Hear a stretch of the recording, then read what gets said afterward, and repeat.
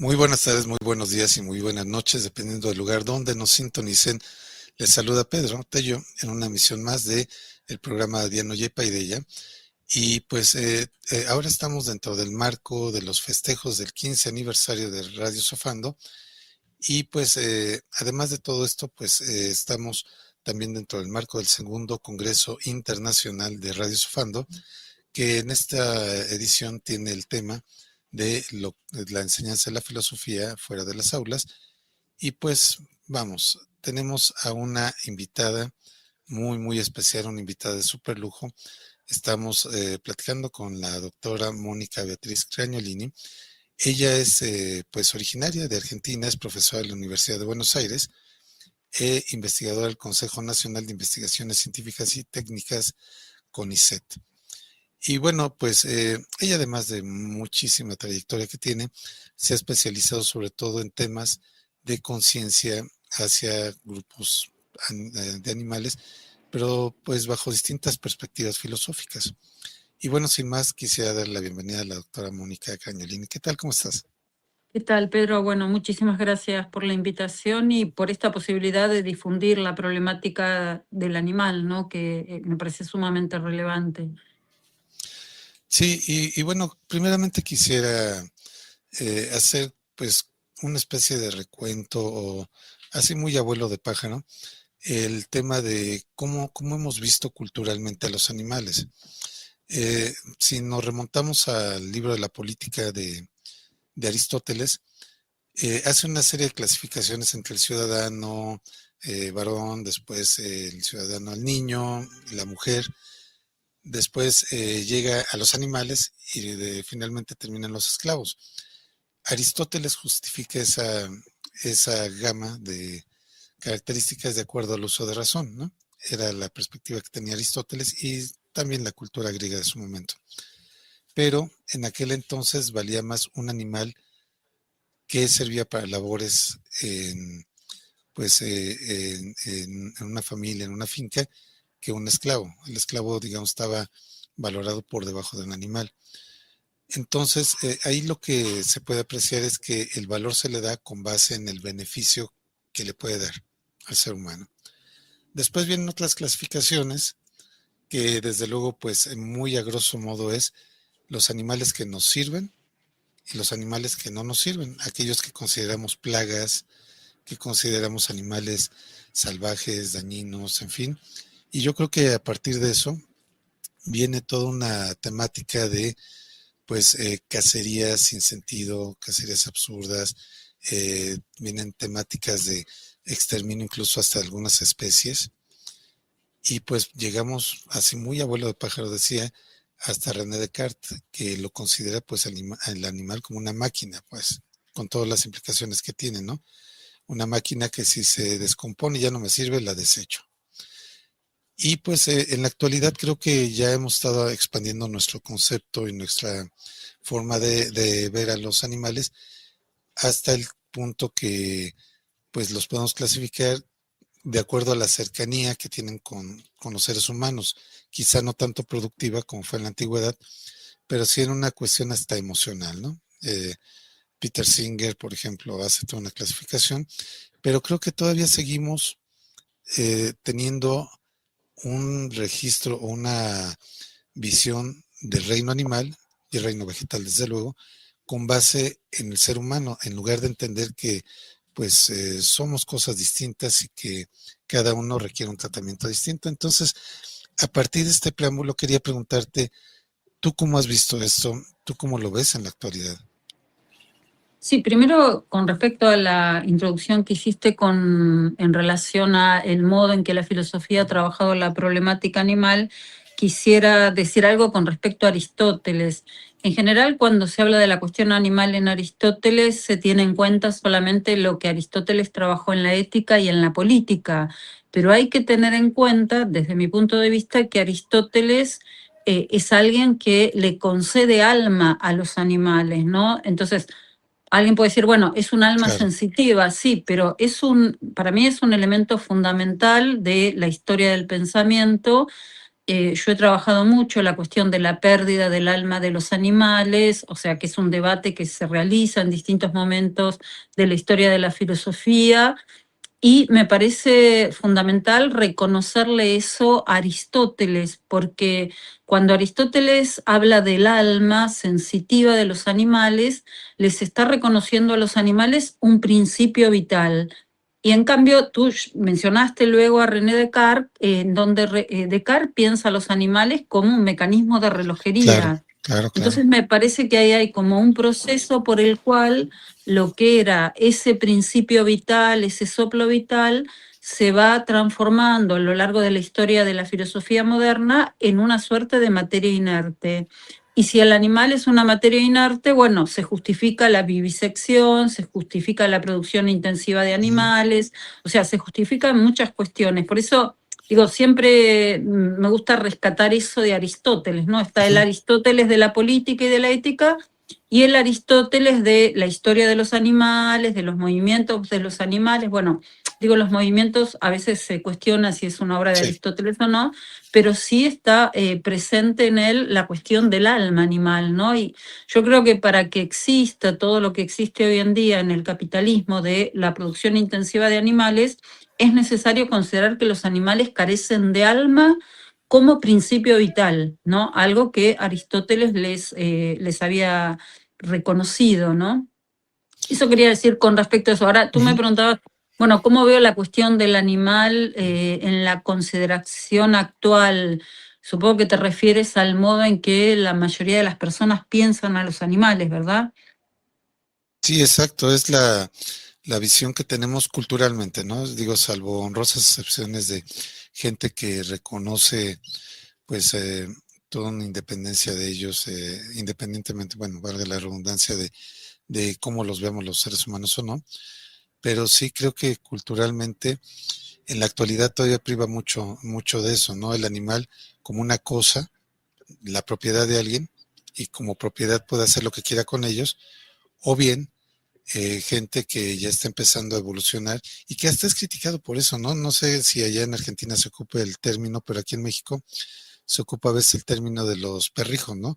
Gente que trata como hijos a sus perritos o a los gatos y lo ven como algo malo cuando realmente interespecies es algo, pues a cierto punto normal y común, que cuando una cría queda sola, pues un animal de distinta especie lo puede criar, ¿no? Y eso es perfectamente, pues es una práctica perfectamente válida y reconocida en el reino animal, pero cuando las relaciones entre seres humanos y animales, pues hay como que muchos cuestionamientos, ¿no? Claro, lo que pasa es que yo señalaría lo siguiente en lo que has indicado. Por un lado está el hecho de que a partir del siglo XIX comienza a ser muy importante en el ámbito de las familias la introducción de los animales de compañía o así llamadas mascotas, ¿no? O animales de estimación, se dice en Brasil. O sea, eso acontece a partir del siglo XIX y eso está muy bien estudiado en el sentido, digamos, por distintos historiadores de la cuestión de la animalidad, porque lo que ellos en general han mostrado es que quienes empezaron a vivir en grandes urbes necesitaban como una suerte de vinculación con la naturaleza y traer un animal a la casa, un perro, un gato, era una forma de tener, digamos, un pequeño ámbito de lo natural en la propia casa, ¿no?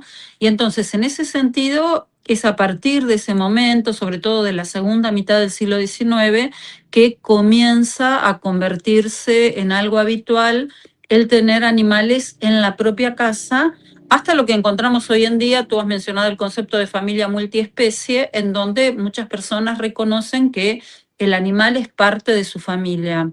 Ahora bien, también hay que tener en cuenta que muchas de esas personas que reconocen al gato que vive con ellos o al perro que vive con ellos como parte de su familia, no tienen ningún prurito, no se hacen ningún problema en al mismo tiempo comer de la carne de los animales que han estado en situación de hacinamiento, de maltrato y que finalmente terminan siendo asesinados por la industria cárnica, ¿no? Entonces, en ese sentido, hay que señalar que hay como una consideración actual de distintos niveles de animales.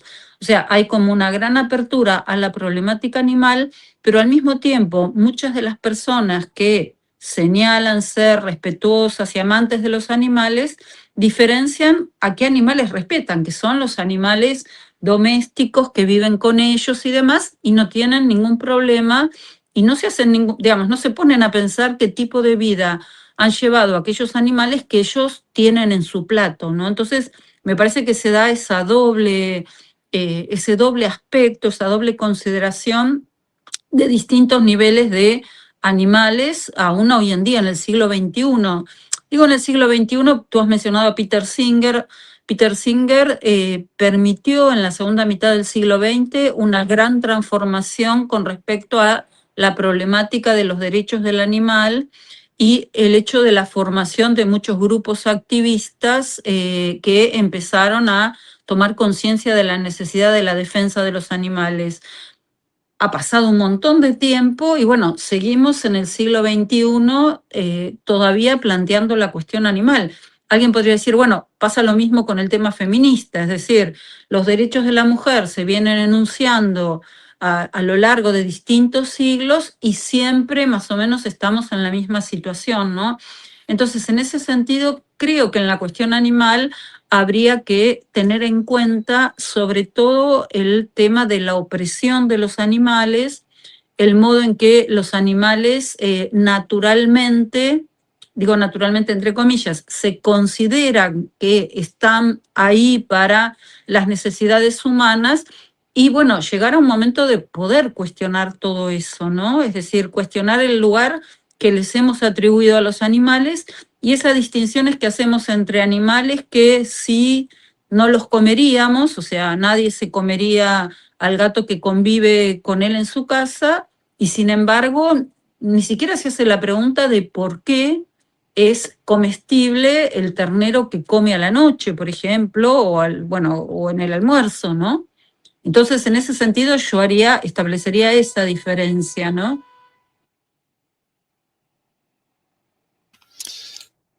Sí, claro. De hecho, pues efectivamente está ese fenómeno de como que esa doble conciencia, ese doble rasero, pero creo que sigue estando muy presente el antropocentrismo, ¿no? Gente que dice, es que si tiene que ver conmigo el animal porque es miembro de mi familia, es mi mascota, en fin, lo cuido, pero si no lo conozco, si no tiene nombre, vamos, yo he escuchado gente que dice, no le pongas nombre al pavo que compras para Navidad porque te vas a encariñar con él y ya no te lo vas a comer. Entonces, eso es un poco el centro de la discusión, yo creo a veces, que los animales deben de tener su lugar fuera del ámbito de la esfera humana. Se deben tener sus propios derechos, su propia, sus límites, incluso hasta, fíjate, yo creo que ese es un tema que tú has disertado mucho, la cuestión de que cuando se estaba peleando si los delfines podrían ser personas no humanas, eso implicaría que también se reconozca su hábitat, su espacio vital, y esto implicaría que probablemente donde hay pozos petroleros ya no se puedan explotar porque se dañaría la especie. Entonces, esto pues desde luego no creo que haya empresas petroleras que estén muy conformes con ello, ¿no? Entonces, esa es la cuestión, pero por eso te preguntaba que tú como especialista, sé que tienes muchísimos estudios e investigaciones en ese tema, ¿cómo has visto que ha evolucionado el tema ético, legal y filosófico, si le podemos llamar incluso hasta ontológico, ¿no? Dentro de ese aspecto. Claro, yo, bueno, haría la distinción primero con respecto al tema legal, digamos, en el siglo XXI, y bueno, acá en Argentina ha existido empezaron una gran cantidad de demandas y pedidos de recursos de habeas corpus por distintos animales. Eso porque, digamos, en Argentina posiblemente conozcan muchos de ustedes el caso Sandra, de la orangutana que vivía en el zoológico de Buenos Aires y que, bueno, un grupo de abogados que, digamos, de defensa de los animales, hicieron el pedido para que la saquen de la jaula en la que estaba, considerando básicamente que Sandra era inocente, digamos, y por qué estaba encarcelada, y bueno, y la situación de vida de Sandra. Acá en Argentina una jueza, la jueza Elena Liberatori, fue la que estuvo a cargo de ese tema, y ella cuenta cómo ella fue, digamos, fue al jardín zoológico, bueno, ahora se llama Ecoparque en Buenos Aires, a ver cómo vivía Sandra, y ahí se dio cuenta, percibió que, bueno, que era una situación sumamente injusta, que un animal que había sido traído, sacado de su hábitat propio, traído para ser objeto de espectáculo, digamos, porque los zoológicos durante mucho tiempo cumplieron esa función, ella ahí percibió, sintió que era necesario liberarla, ¿no? Y por eso ahora Sandra se encuentra en un santuario. A partir de ese fallo de esta jueza, en Argentina, bueno, han proliferado una gran cantidad de casos de defensa de los animales. Tú mencionaste anteriormente el concepto de familia multiespecie. Hay una gran cantidad, digamos, de cuestiones, por ejemplo, de casos de divorcio, en donde se plantea, bueno, el animal que vivía en la casa, ¿con quién se queda, no? Y, bueno, se alude al concepto de familia multiespecie para señalar, bueno, en qué lugar debería estar el animal, ¿no? Entonces, en el ámbito legal han habido y siguen existiendo una gran cantidad de demandas. Ahora, esas demandas tienen que ver con un tipo especial de animales. Yo siempre digo, nadie presentaría una demanda contra un ganadero para que libere, digamos, no sé, todos los terneros que tienen su feedlot. O sea, ¿por qué no se haría eso? Bueno, porque ahí básicamente sigue presente el concepto de propiedad del animal y el hecho de la consideración de que es natural que el animal sea utilizado para producir carne, para producir leche, para producir huevos, etcétera, etcétera, ¿no? Entonces, eso pasa en el ámbito legal y yo considero que hasta que no cambie la idea del derecho basada sobre todo en la cuestión de la propiedad del animal y en la consideración de la jerarquía superior del existente humano sobre el animal, esa situación de los animales no va a cambiar. O sea, se seguirán haciendo demandas a favor de, por ejemplo, grandes simios, como fue el caso de la orangutana. ¿Y por qué? Bueno, porque se considera que esos animales son más cercanos a nosotros, o sea, pertenecen al grupo de los homínidos, junto con nosotros, con los orangutanes, los bonobos, los chimpancés. Y entonces, en ese sentido, digamos, se ha planteado en lo que se ha llamado el proyecto Gran Simio, que es un proyecto de Peter Singer, se ha planteado precisamente la idea de que, bueno, si comparten con nosotros una gran cantidad de ADN, esos animales no deberían estar sometidos al castigo de estar encerrados, ser objeto de espectáculo y demás. Después, bueno, hay una gran cantidad de sentencias con respecto a perros y gatos maltratados, pero obviamente, digamos, el derecho debería transformarse totalmente para pasar a considerar otro tipo de animales, porque nosotros decimos, bueno, los perros y gatos que viven en una familia pueden ser maltratados, pueden ser objeto de maltrato, pero los animales de producción intensiva, desde que nacen hasta que mueren, están continuamente siendo maltratados, o sea, viven en condiciones de hacinamiento, de encierro, no tienen espacio para moverse, son objeto de producción. Y bueno, ¿cuándo se va a solicitar algo por esos animales? Y ahí vamos a la cuestión ética, porque tú me preguntaste, la cuestión legal, bueno, está pasando esto, sobre todo en Argentina, en el ámbito legal, ¿no? En la cuestión ética, yo creo que sí hay una conciencia muy importante de los derechos del animal, pero vuelvo a decir, para que se reconozcan los derechos del animal es necesario cambiar las costumbres naturalizadas, digamos, alimenticias. O sea, es necesario cambiar el paradigma nutricional que dice que el existente humano debe comer carne, leche y huevos. O sea, eso es como un paradigma que prácticamente no se toca y se considera que la principal proteína proviene del consumo de animales, ¿no? Y entonces, en ese sentido, creo que hay que hacer todo un trabajo mostrando, y de hecho, bueno, lo han hecho montones de investigadores, mostrando cómo ese paradigma nutricional que señala la necesidad de que comamos carne, leche y huevos tiene que ver con un momento histórico y con una gran producción, sobre todo en Estados Unidos, de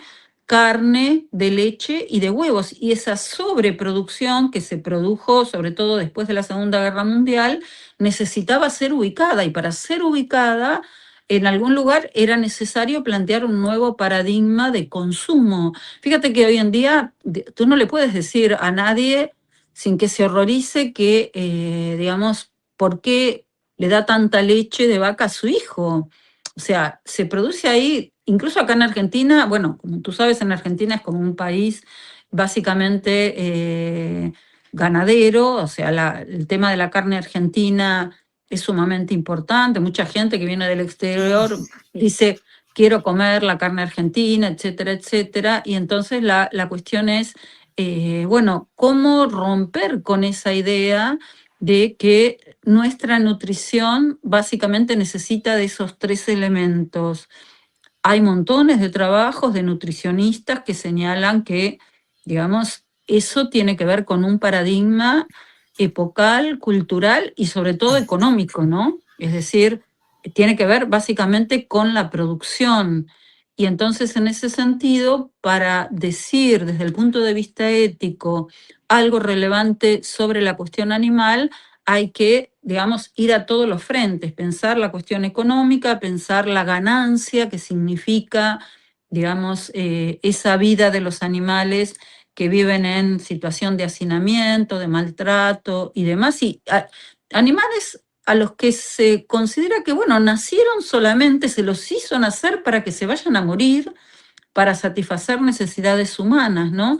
Y entonces, en ese sentido, tomar conciencia de eso es algo, digamos, que va a seguir, o sea, se viene planteando hace mucho tiempo, pero creo que va a seguir llevando mucho tiempo de planteamiento y de necesidad de romper el lazo que hay entre la idea de la necesidad del consumo de carne y muchas costumbres también. Aquí en Argentina, por ejemplo, es muy común el hecho de que se celebre algo, no sé,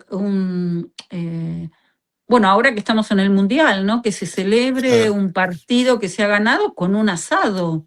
claro. Y ahí en el asado está toda la carne, o sea, está el cadáver de los animales exhibido y consumido, ¿no? Entonces ahí hay varias cuestiones culturales que habría que, digamos, analizar, criticar, bueno, que de hecho quienes nos dedicamos a este tema lo hacemos, pero que genera mucha resistencia.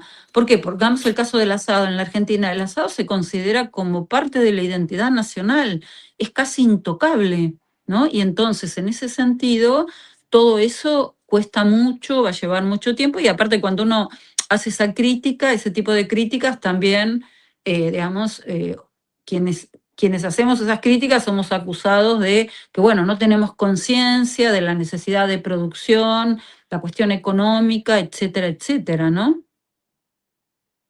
Sí, realmente todo esto que comentas es impactante porque pues es algo de la vida cotidiana, ¿no? Como pues llevamos a la mesa mucha comida que incluso se desperdicia, se echa a perder y efectivamente tiene que ver con hábitos alimenticios. Mira, ahora que te he escuchado con mucha atención, estaba recordando un texto pequeñito de Federico Engels de 1876 que se llama El papel del trabajo en la transformación del mono en hombre. En ese texto, pues no solamente habla del trabajo en la teoría evolutiva que tenía Engels, sino que también habla de que cómo comer carne hizo que aumentara, según él, el tamaño del cerebro. Y estamos hablando de un modelo que se ocupó también dentro de los paradigmas de los países, yo no les llamo comunistas, sino socialistas, pero también hasta ellos tienen esa creencia de que la carne tiene un papel fundamental, ¿no? Que como que la persona que no come carne tiene incluso hasta un estatus social inferior al que sí la come, ¿no? Entonces, eso creo que es una cuestión efectivamente cultural y como bien comentas, quizá nutricionalmente no tenga mucho que ver porque la leche de la vaca ya se ha demostrado y es público que no sirve para, pues, para los niños, muchas veces ni para la gente adulta, ¿no? Le sirve al becerro, pero no a nosotros, y lo que le sirve al bebé es la leche materna, ¿no? Sí, sí, tal cual. Y además, esto que dices de la cuestión de la carne, eh, hay toda una temática histórica que tiene que ver con el hecho de las clases sociales y el consumo de carne, pero también hay una cuestión que tiene que ver con lo que llamamos el sexismo, ¿no? Es decir, la idea de que determinados grupos, en virtud de su sexo o de su elección sexual, son los que están destinados a comer carne, ¿no? ¿A qué me refiero? Me refiero al hecho de que hay algo que, bueno, lo ha desarrollado muy bien Jacques Derrida, que es la idea de virilidad carnívora, que es el modo en que se asocia a lo masculino, a la fuerza de lo masculino, el consumo de carne, ¿no? Y en ese sentido, digamos, no sé si seguirá muy vigente esto, creo que sí, pero cuando yo era chica, nuestras abuelitas nos decían, a tu esposo cocinale carne, porque es un varón. O sea, si querés come vos verduras, pero a tu esposo le tenés que cocinar carne, ¿no? Y Ujú, sí, entonces está claro. esa idea de que el varón, como dice Derrida, es el que come de la carne y el que obtiene su fuerza a partir de la cuestión de la carne. Por eso yo mencionaba antes la costumbre del asado en Argentina, bueno, que se debe dar en otros Sí, países sí, también, sí. pero digo, acá como lugar de nuestra identidad nacional, por esto de que, digamos, se reúne, pero sobre todo es la reunión de los hermanos varones, ¿no? Justamente ayer dando clase en una capacitación extrauniversitaria que dicto en la Universidad de Buenos Aires, en la Facultad de Filosofía, hablamos de un film argentino de Armando Bo, que es de los años 60, del 61, que se llama Carne, en donde, digamos, la protagonista es Isabel Sarli, que era como una suerte de ícono sexual de la época, y ahí se ve muy bien el vínculo que hay entre los hermanos varones que se creen con derecho a usar de la mujer, bueno, en este caso es una violación de varios varones hacia una mujer, y cómo eso está vinculado con el consumo cárnico, ¿no? Porque ahí Mm, están los amigos que terminan de comer carne y se plantean la pregunta, bueno, ahora van a abusar bueno, ahí el personaje que se llama Delicia, van a abusar de Delicia y entonces dice, ahora vamos a comer carne de la buena y qué tipo de carne, o sea,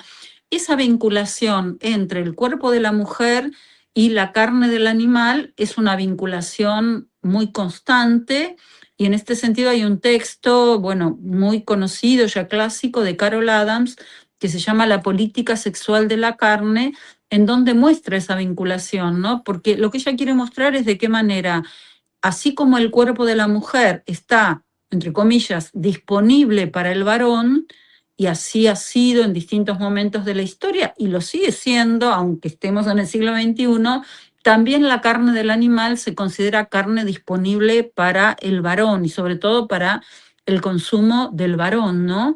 Entonces, en ese sentido, digamos, hay montones de cuestiones culturales que tienen que ver, como decía anteriormente, con el sexismo. Nosotros hablamos cuando nos referimos a el modo en que el existente humano se coloca en una posición de superioridad, jerarquía y coloca a los animales en posición de subordinación, es lo que llamamos especismo, ¿no?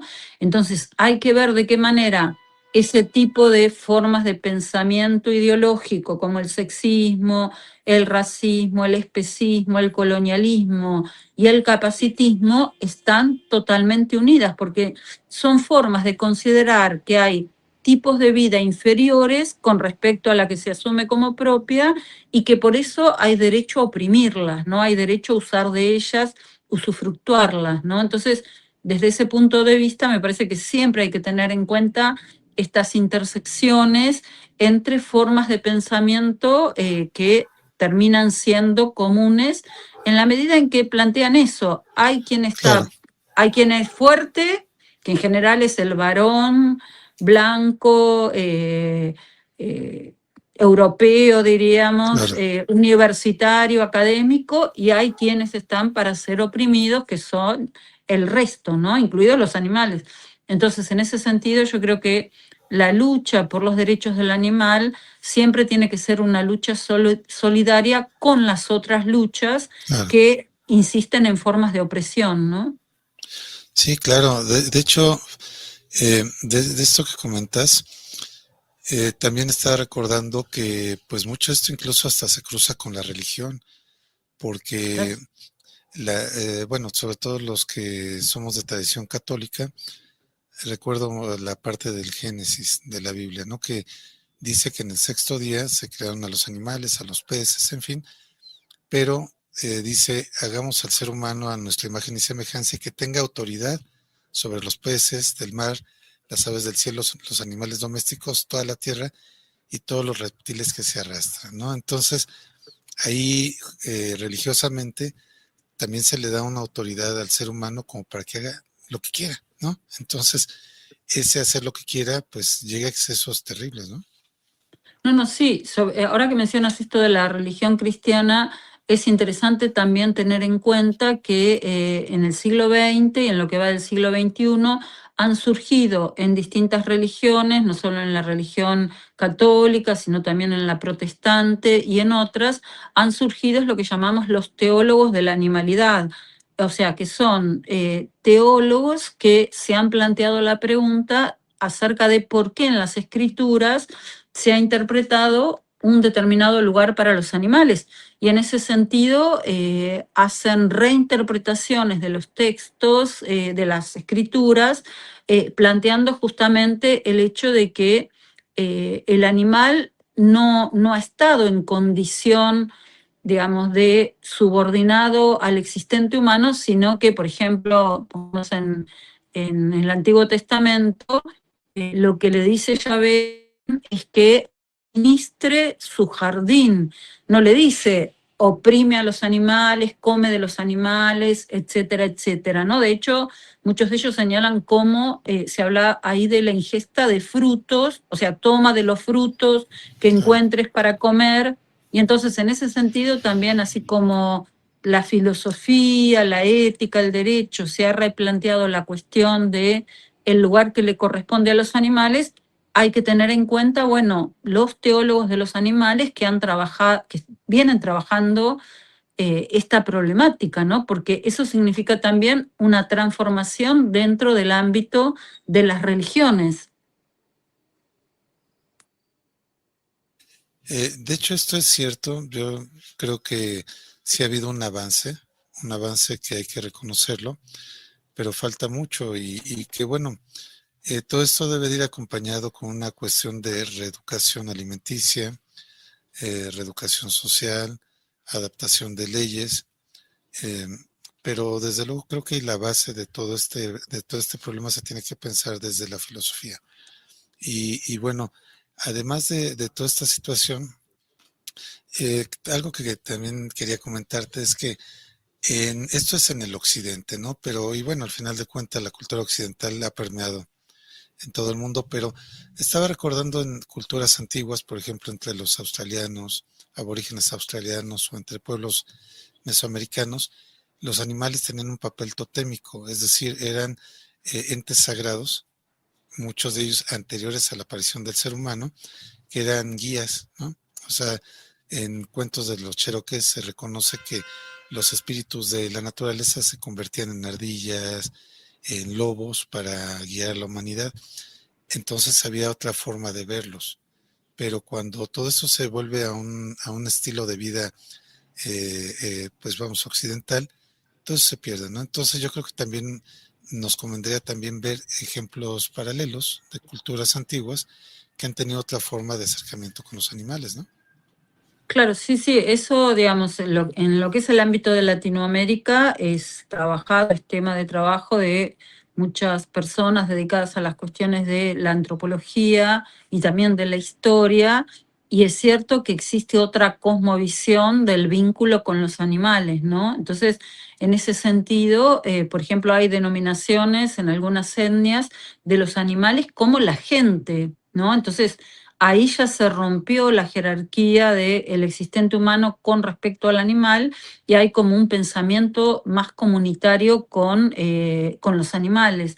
Entonces, en ese sentido, sí, digo, es muy interesante hacer todo ese trabajo, pero creo que, digamos, nosotros somos occidentales, nos guste o no nos guste, estoy pensando básicamente, nuestra educación, sobre todo, por lo menos en Argentina, es una Claro. educación europeizada y Sí, tenemos esas categorías, ¿no? Y además, como decía Nietzsche, somos cristiano-platónicos, ¿no? Porque recuerdas que Nietzsche decía que el cristianismo es platonismo para el pueblo, entonces, bueno, tenemos una mentalidad formada en lo que es la metafísica dual platónica, en donde por un lado está el animal, por otro lado está el humano, por un lado está el hombre, por otro lado está la mujer. Entonces, en ese sentido, tenemos ya culturalmente una forma de pensar que también está determinada por el lenguaje que utilizamos, ¿no? Por eso digo, son muy interesantes las experiencias y conocer las experiencias de otros pueblos, de otras etnias, pero también hay que tener en cuenta, digamos, esa distancia cultural que, digamos, nos coloca en otro contexto. sí, desde luego nuestra cultura, por eso comentaba que somos occidentales en nuestra forma de pensar, de relacionarnos con ellos, de sentir. Y pues yo creo que esa parte no se puede negar. Y bueno, yo por lo poquito que he llegado a conocer tu trayectoria, sé que eres muy congruente en tu forma de vida con tus ideas. Se puede sobrevivir perfectamente sin comer carne. Ese es un hecho que me gustaría que platicaras con la gente. Sí, sí, yo, digamos, yo primero fui vegetariana y después fui vegana, ¿no? Em, Obviamente, bueno, estoy sobreviviendo, me ven aquí viva, pero yo creo que hay como muchos prejuicios con respecto a la cuestión del veganismo, ¿no? Por ejemplo, a veces cuando me han hecho entrevistas, siempre lo primero que la gente pregunta es, bueno, pero ser vegano y dicen esto, ¿no? Que es un prejuicio naturalizado, ser vegano es muy caro y lleva mucho tiempo. Claro, ser vegano es muy caro si uno va a comprar lo producido por las empresas Mm, dedicadas al veganismo. Es decir, si voy a comprar la leche vegana, si voy a comprar el yogur vegano, etcétera, etcétera. Todo eso se puede hacer. Yo, de hecho, digamos, las leches, las así llamadas leches vegetales que consumo, las hago yo. Me salen, por supuesto, muchísimo más baratas que la producción, pero además está el prejuicio, por ejemplo, los otros días que estaban unas amigas en casa que vieron, digamos, había varios, digamos, tengo sobre la mesada de la cocina frascos, unos con, digamos, con frutos secos, ¿no? Entonces había frascos con nueces, con almendras, y entonces una de mis amigas dijo, ah, bueno, pero acá esto es un montón de dinero, porque 1 kilo de almendras sale esto, uno sale otro, y yo digo, pero yo eso no me lo como todo junto en un día. En cambio, el que consume carne, pongamos en Argentina, la carne en este momento está muy cara, el que consume carne, se consume ese kilo de carne en el día y por mm. eso a veces cuando se hacen las cuentas y se plantea, bueno, ser vegano es para gente, digamos, que tiene un alto nivel económico, etcétera, no se considera, bueno, qué es en definitiva lo que come el vegano, ¿no? Y con qué sustituye, porque en este momento en la Argentina, en donde se la está pasando muy mal económicamente, porque hay un plan de ajuste muy fuerte que está llevando a cabo el gobierno actual, en donde, por ejemplo, los precios siguen subiendo, pero no aumentan los salarios, no hay paritarias. Cuando se hacen entrevistas en la calle, mucha gente dice, dejé de comer carne, ¿no? Y la idea, digamos, siempre el comentario de los periodistas es, bueno, dejó de comer carne, entonces no va a tener proteína, ahora, digamos, va a haber mucha obesidad porque la gente va a consumir hidratos de carbono, etcétera, etcétera. Eso es cierto en la medida en que no existe una educación nutricional que, por ejemplo, digamos, en este momento en que la gente que es carnívora no puede comer carne, debería existir algo a nivel público de educación de cómo sustituir esa carne para el que, digamos, no la puede comer por razones económicas, y la gente se va a dar cuenta que en realidad siendo vegano no gasta, digamos, mucho más, sino que se gasta más siendo carnívoro. Esto digo, doy este ejemplo, obviamente que no es la idea Claro. que la gente deje de comer carne por razones económicas, sino por una posición ético-política, o sea, porque considera Ujú. lo que significa el sacrificio de los animales, ¿no? Pero lo doy como ejemplo solamente para señalar esta cuestión. Hay como una idea de que lo vegano es muy caro, claro, porque la gente mira los productos veganos que se venden y que se producen de manera industrial, ¿no? Porque claro, no son tantas las empresas dedicadas a alimentos veganos y obviamente que salen más caros que el alimento que no es vegano. Pero el tema es que un vegano puede vivir sin necesidad de comprar eso. O sea, puede comprar los elementos que necesita. Ese es un tema. Y el otro tema que todo el mundo dice, ah, no, pero para ser vegano hay que tener mucho tiempo, porque hay que lavar muchos vegetales, hay que hacer muchas cosas y demás. Bueno, claro, ese es un tema también que tiene que ver, digo, uno, se sea vegano o no se sea vegano, tiene que ver con el modo en que nos ubicamos a nivel alimenticio en un mundo que nos quiere meter, digamos, todo el tiempo lo que se produce a nivel industrial. Y digo, el que no es vegano también debería preocuparse por lo que come como elementos que ya vienen envasados con conservantes, etcétera, etcétera, Sí, ¿no? seguro. Sí, y es que yo creo que muchas de las enfermedades actuales tienen que ver con la alimentación, pero sobre todo con los conservadores que traen los alimentos procesados. Entonces, creo que en mayor medida, si se come de manera natural, es obvio que muchas de las enfermedades actuales van a disminuir, pero, por ejemplo, el botulismo, ¿no? El botulismo era causado por algunas imperfecciones en las latas que eran hechas de plomo, en fin. Pero esto es completamente, yo estoy completamente de acuerdo contigo.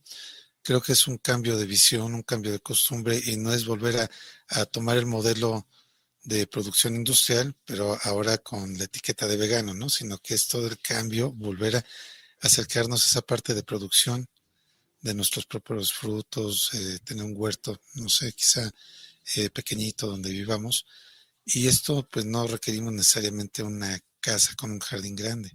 Y hay alternativas de poder hacer macetas pequeñas que se colocan en las ventanas donde podemos sembrar algunas cosas. Entonces, creo que todo esto pues es un cambio de cultura. Pero fíjate, además de esto que te escuchaba muy atentamente, estaba recordando la otra cuestión, ¿no? O sea, todo esto nos remite a un tema filosófico y a un tema biológico, ¿no? ¿Cuál es la naturaleza del hombre, del ser humano, pues?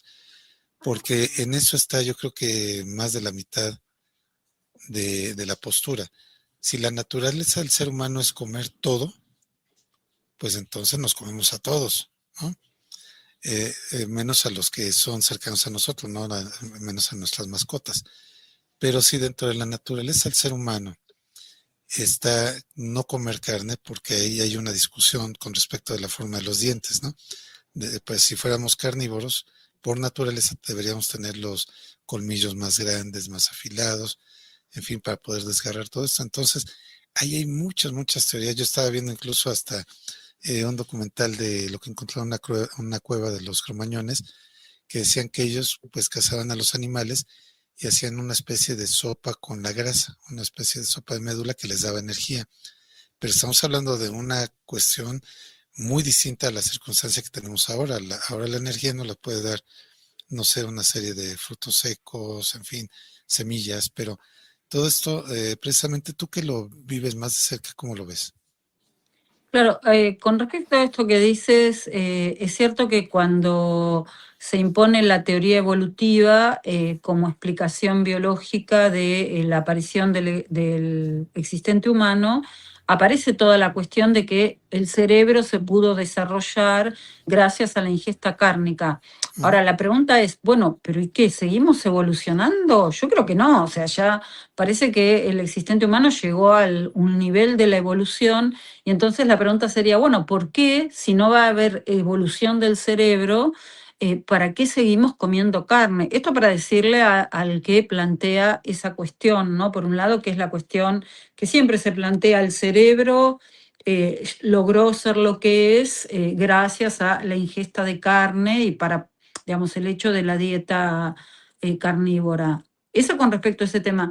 El otro tema es el que tiene que ver con el hecho de comernos unos a los otros, porque también es cierto que cuando un carnívoro digamos, se pone a discutir con un vegano, que esto es algo muy común, digamos, lo digo porque me pasa siempre, siempre acontece esto, y bueno, te lo pueden contar muchos veganos, que siempre el vegano es cuestionado. O sea, en cualquier lugar el vegano es cuestionado y como una persona rara, bueno, ¿por qué no se adapta a las costumbres de los Claro. demás, etcétera? Como si no fuera, digamos, el veganismo una elección ética y política, ¿no? Entonces, Ujú. siempre es cuestionada como, bueno, estás por fuera de la comunidad y qué sé yo, y cuando un vegano intenta cuestionar a un carnívoro, realmente se produce una gran crisis, ¿no? Porque el carnívoro no quiere saber nada de por qué el vegano es vegano. Porque yo creo, y esto lo dicen muy bien Plutarco y lo dicen Porfirio, digamos que son los primeros que escribieron sobre la cuestión de la dieta carnívora, ¿cómo puede ser que alguien tenga en su plato a un ser vivo que hasta hace poco lloraba, jugaba, caminaba, etcétera, etcétera, ¿no? Digamos, el carnívoro no quiere saber nada de eso, que no le hablen de ese tema y por eso está muy invisibilizada la cuestión de el sufrimiento animal, ¿no? Es lo que Derrida trabaja muy bien en el concepto de hematomocentrismo. Derrida dice en el Seminario de la Pena de Muerte, podríamos reescribir toda la historia del hombre a partir de la sangre derramada y la sangre lavada, o sea, la sangre que se lava en el concepto. Bueno, la cuestión de la ingesta cárnica es una cuestión de sangre lavada, ¿no? Porque hay un animal que ha sufrido y cuya sangre ha sido derramada, pero esa sangre no se tiene que ver en el plato. Entonces, en ese sentido, todo esto venía a la cuestión de, muchas personas te dicen, bueno, los animales se comen entre sí. Bueno, uno podría contestar, bueno, comámonos entre nosotros entonces, ¿sí? La idea es que vamos a imitar lo que Sí, hacen los animales, que además es muy ridículo porque siempre el existente humano se ha pensado a sí mismo como diferente del mundo claro. animal, diferente de Ujú. la naturaleza, pero cuando quiere comer carne, ahí sí se quiere asemejar a la naturaleza y por eso dice, bueno, los animales se comen entre sí, nosotros nos podemos comer a los animales, ¿no? Es decir, es muy paradójica la situación de el modo de ser del existente humano, como se autoafirma en la diferencia de lo que considera animal, natural, etcétera, pero cuando quiere arrogarse determinados derechos, bueno, él es natural como los animales y por eso se los puede comer, ¿no? Sí, es que esto efectivamente es muy cierto y creo que aquí hay una situación donde se ve que los animales pues tienen ciertas facultades que muchas veces yo creo que a nivel también chamánico, pues el ser humano busca comer y tener esas facultades, ¿no? Que esa es otra cuestión, la ingesta ritual, ¿no? Pero esa es otra cosa completamente distinta, ¿no? Sí, sí, tal cual, digamos, eso también está muy bien estudiado en la antropología, cómo determinados grupos, determinadas etnias han planteado, digamos, han planteado el hecho de eh, obtener los atributos del animal a partir de la ingesta del animal, ¿no? Pero bueno, ese es un tema de los antropólogos y de los etnógrafos, ¿no? Claro, claro. Sí, no, no es algo que que en lo que estemos pensando cuando nos comemos un filete, ¿no? Por ejemplo, de res. Pero otra cosa que quería platicar contigo es, una cosa es la relación que tenemos los seres humanos, culturalmente, religiosamente, legalmente, con los animales, y otra cosa que a mí me llamó mucho la atención es la conciencia que tienen los propios animales de su entorno y de ellos mismos, porque seguramente conoces a la gorila Coco, la gorila que aprendió el lenguaje de señas.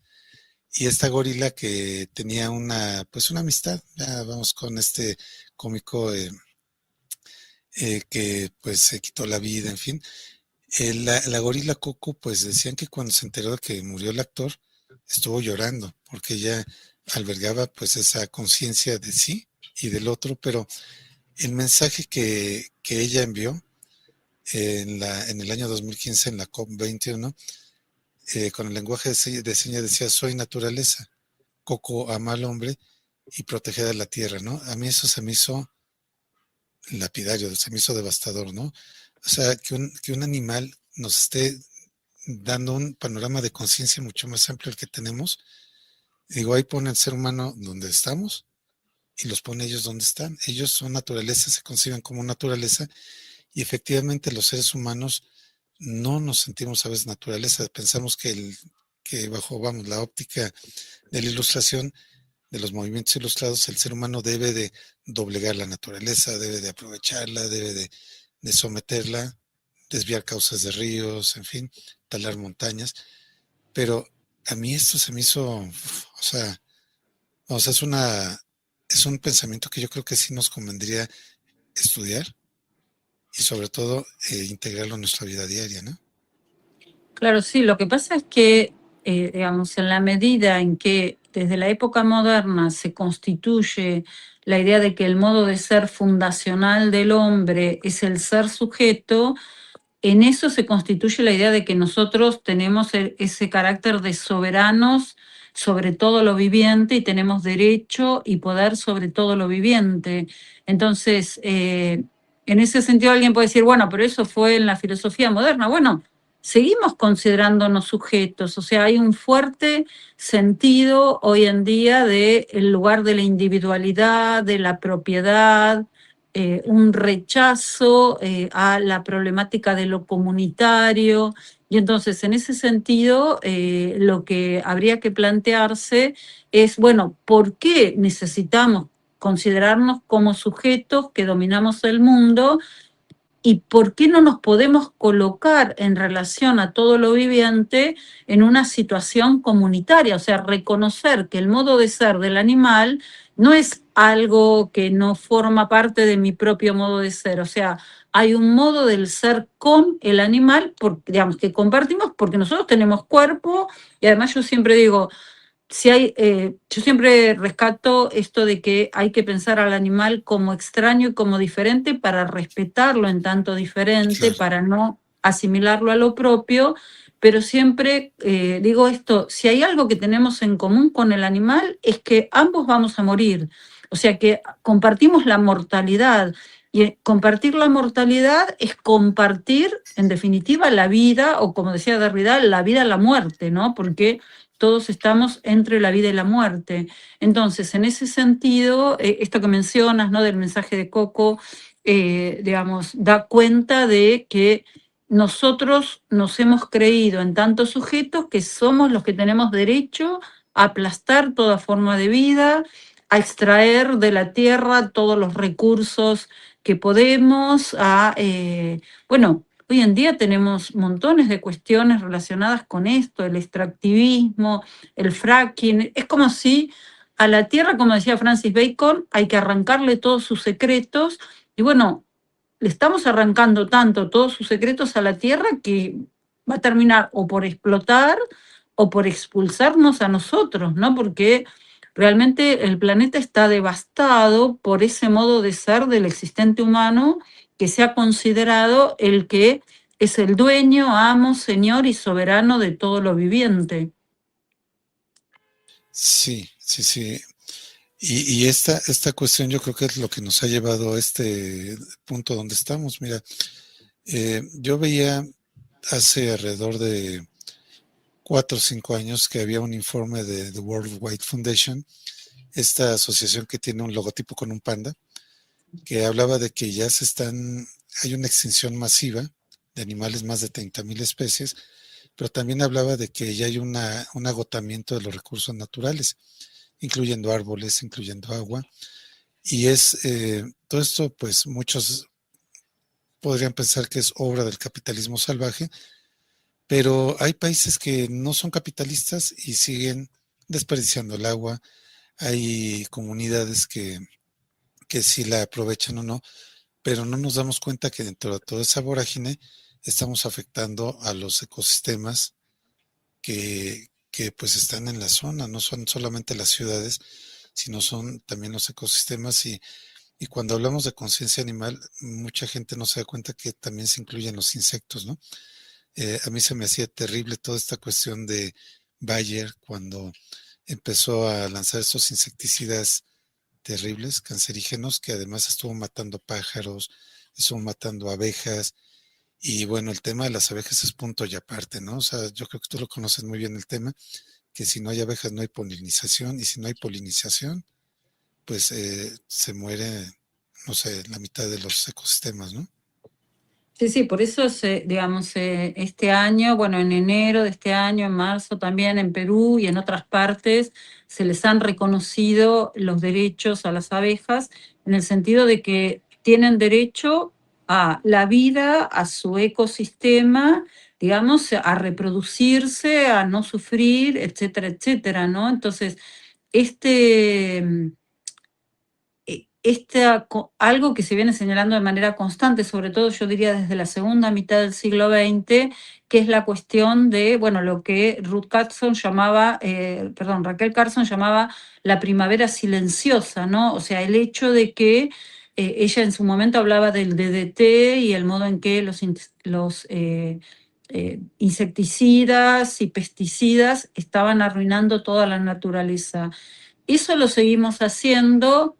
Tú decías algo así como, bueno, no somos conscientes. Yo creo que sí, que sabemos que estamos destruyendo el planeta. Lo que pasa es que tenemos como una idea de que los recursos son infinitos y van a seguir existiendo, ¿no? Cuando, digamos, todo lo que tiene que ver con, digamos, los combustibles fósiles ya se están terminando, pero se hacen otras cosas. Bueno, como yo mencionaba el fracking, para sacarle a la tierra todo lo que se puede, ¿no?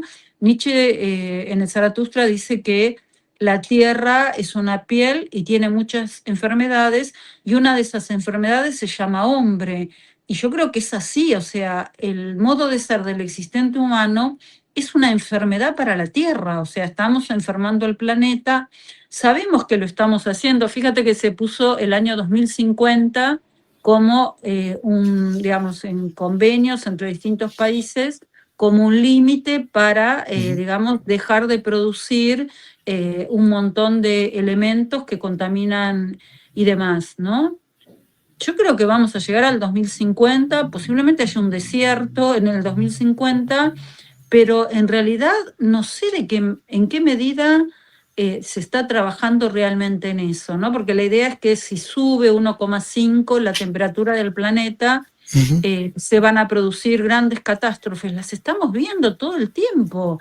O Claro. sea, tenemos inviernos muy fríos, tenemos veranos sumamente calurosos. Por ejemplo, ahora Europa está pasando unas temperaturas tremendas. Y nosotros, bueno, en Argentina estamos en invierno, hoy por hoy hay mucho frío, es verdad, pero cada vez las temperaturas se hacen más extremas, ¿no? Es decir, si yo pienso cuando yo era chica, no existía, no había tanto frío como hay ahora, ¿no? Sí había ciertos momentos históricos, por ejemplo, cuando cayó nieve en la ciudad de Buenos Aires.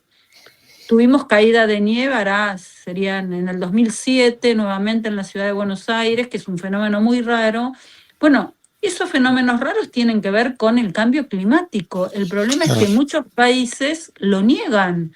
O sea, niegan que exista el cambio climático, dicen que es un invento del progresismo, etcétera, para detener la producción y demás. Bueno, y siguen produciendo. En el caso de la producción intensiva de animales, es muy importante tener en cuenta de qué manera la producción intensiva de animales genera gases que suben a la atmósfera como metano y otros que tienen que ver con los animales, y esos gases duran en mucho tiempo. Entonces, en ese sentido, además, bueno, digamos que para que haya producción intensiva de animales es necesario deforestar bosques, porque es necesario cultivar lo que comen los animales, que básicamente es trigo y soja, y en ese sentido esa deforestación expulsa a los animales que viven en esos lugares, y esos animales que son expulsados, por ejemplo, de los bosques, estoy pensando en la Amazonia, digamos, el modo en que durante el gobierno de Bolsonaro se liquidó buena Ujú, parte de la ujú. Amazonia. Eso, digamos, liquidar buena parte de la Amazonia es liquidar el pulmón del planeta Tierra, porque, digamos, la Amazonia es enorme y, bueno, en esa época se vendieron muchos de de esas zonas justamente para las grandes empresas que se dedican a la cuestión de la producción intensiva de animales, porque esas empresas necesitan tierras donde cultivar, digamos, soja y trigo para los animales, pero además usan glifosato y otros elementos que son contaminantes porque necesitan terminar con las otras hierbas, o sea, usan herbicidas muy potentes que causan problemas en la salud, y además se expulsa a los animales que ahí vivían, y esos animales que vivían ahí son reservorios de virus que, al ponerse en contacto en la ciudad con otros animales, transmiten enfermedades, y así tenemos las grandes zoonosis como la gripe aviar y otras que venimos experimentando desde fines del siglo pasado y en lo que va de este siglo, ¿no? Entonces, en ese sentido hay como yo creo que no es que no se sabe y que no hay conciencia de esto, lo que pasa es que impera la cuestión de la ganancia.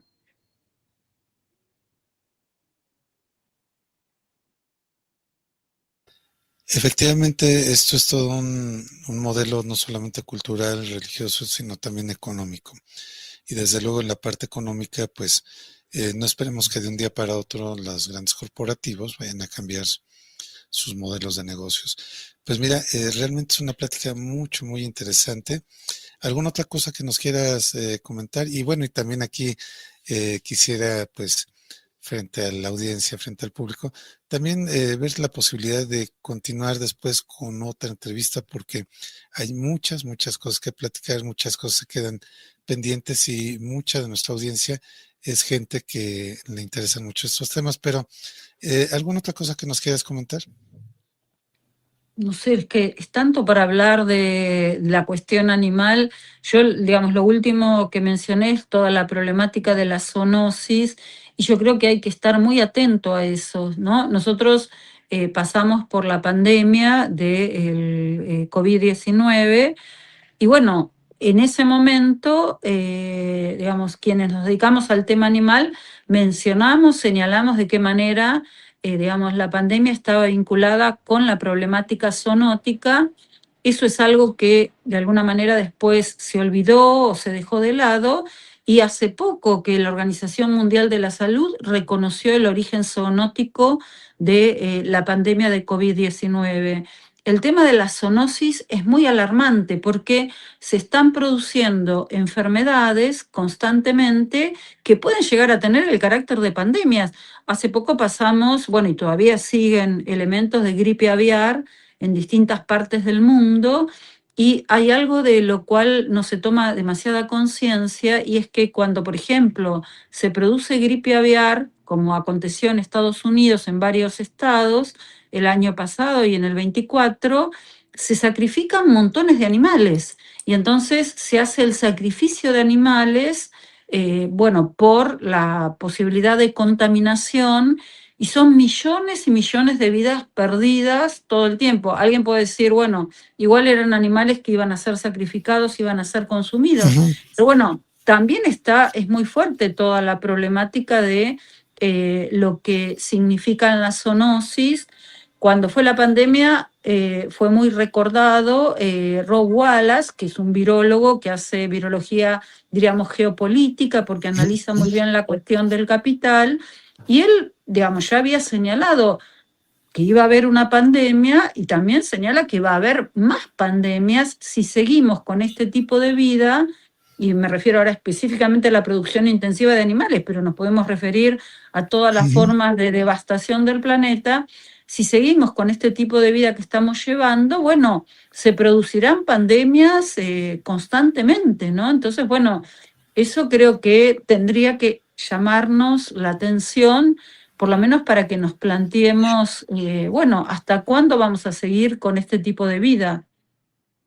Sí, sí, sí, completamente de acuerdo. De hecho, un dato que para mí fue impactante es que se sacrificaron miles de hurones que, bueno, eran animales que se estaban criando para quitarle la piel, curtirla, hacer abrigos, pero cuando encontraron que había un brote de COVID con ellos, los mataron con una sangre fría terrible. Pero también la cuestión de los propios animales que salieron cuando estaba todo el encierro, cuando estaba toda precisamente pues la pandemia, pues que la gente se retiró a sus casas, también muchos de ellos, me acuerdo de un osito muy famoso que sacaba fotos con la gente, un oso bebé, se sacaba fotografías con la gente para que les diera de comer, después fueron a buscar al oso y lo mataron, o sea, porque decían que era un animal que había perdido el respeto por el ser humano, como si eso fuera motivo suficiente para matarlo. Entonces, sí creo que esto es terrible que no entendamos qué es lo que está pasando. Y pues sí, si en una ocasión quisieras volver a platicar con nosotros, con el público de Radio Sofando, pues para platicar todos esos detalles, porque creo que sí, sí, sí hay que hablar mucho de esto y efectivamente las próximas pandemias se van a deber a que los animales le estamos restando sus áreas vitales, están bajando a las zonas urbanas y los animales pues tienen otro tipo de enfermedades que nosotros no tenemos. Y eso por no hablar del descongelamiento de algunas zonas por el calentamiento global, que también están reactivando algunas bacterias y virus que estaban ahí. Tal cual, Entonces, sí, sí, sí. sí, entonces creo que sí, sí quedan muchos temas ahí sobre la mesa, pero antes de despedirnos, te agradezco muchísimo, muchísimo que hayas aceptado participar en esta entrevista, participar en el segundo Congreso Virtual Internacional de Radio Sofando. Y pues si quisieras compartir tus redes para que alguien que tuviera alguna duda, alguna cuestión, se pudiera acercar contigo. Sí, yo en realidad no tengo red social así personal, pero sí quería comentar, nosotros realizamos con un grupo de estudiantes, graduados y, digamos, de la Facultad de Filosofía y Letras, y bueno, también hay gente que son activistas de los derechos del animal y, bueno, no pertenecen a la facultad. Realizamos una revista online que se llama Animula. La pueden encontrar por animula.com.ar. Ahora el 23 publicamos el nuevo número y ahí hay mucho material acerca, digamos, material de carácter de divulgación, no es material académico, sobre diversas cuestiones. O sea, tenemos una sección dedicada al tema de los derechos del animal, que le escribe una abogada, que es Ana María Boglio, que es una activista de los derechos del animal, y bueno, además se ocupa específicamente de las cuestiones del derecho. Tenemos secciones que tienen que ver con cuestiones políticas, con cuestiones éticas, con esto que yo mencionaba anteriormente de la teología de los animales. Yo me encargo justamente de esa sección y de la sección de COVID y pandemia, porque bueno, son dos temas que me parecen sumamente importantes, ¿no? Pero bueno, también tenemos arte y animalidad, o sea, hay muchas secciones en esa revista para veganismos, para los que son, digamos, que les interesa el tema animal, que a lo mejor no necesariamente son defensores natos de los animales, pero por lo menos se pueden interesar en determinadas cuestiones, ¿no? Claro. Así que, digamos, ese es el lugar en el cual, digamos, podrían, bueno, ahí nos pueden dejar comentarios y, bueno, les contestamos eh, con respecto a las dudas que tengan, ¿no? Y el acceso a los materiales es completamente gratuito. Sí, sí, es acceso libre, sí, sí. Pues muchísimas gracias, muchas gracias. Le recuerdo al público de Radio Sofando que estamos platicando con la doctora Mónica Crañolini de la Universidad de Buenos Aires, Argentina, sobre este tema de conciencia animal y cómo pues, poder ir ampliando todo esto desde el punto de vista de la filosofía. Muchas gracias. Estuvo con ustedes Pedro Tello en una emisión más de Diano Yepa y de ella, y también es una entrevista para el segundo Congreso Virtual Internacional de Radio Sofando. Muchísimas gracias. Gracias a ti, Pedro, por la invitación. Hasta luego. Hasta luego.